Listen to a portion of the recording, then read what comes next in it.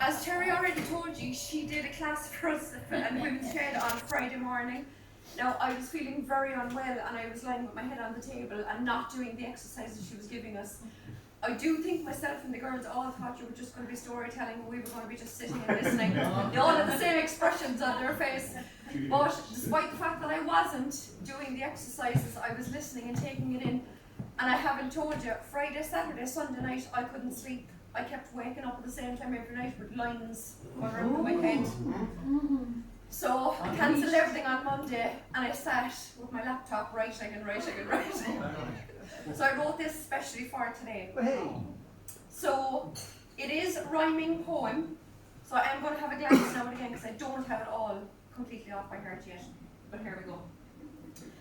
I'm from a land the size of a dot, a land with more fight than one smoking pot. A beautifully green hilly isle named Era, for the singing and dancing we sure have the flair.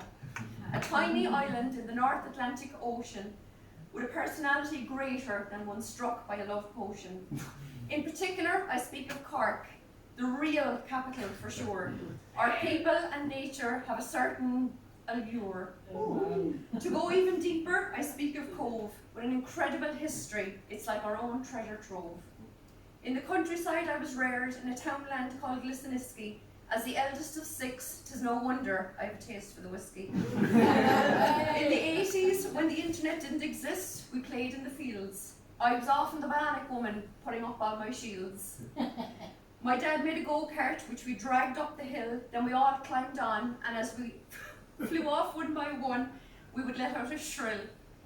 When the grass was cut yearly, they would leave it for days, lined up across the field.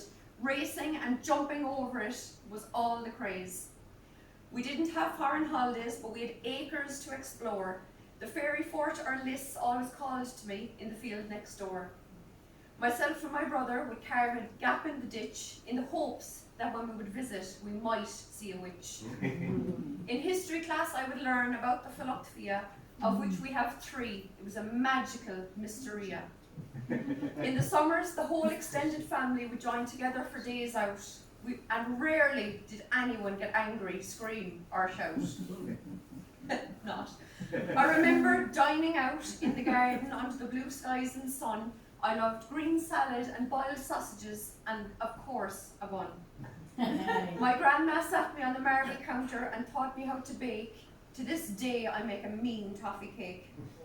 I vaguely remember watching Alice in Wonderland, but when it ended, my grandma was asleep. When I gave out to her, she said, "Sure, I was only resting my eyes." She really was unique. When she died, I was lost, but my aunt took us in for a week's holidays, and there the real fun would begin. The end.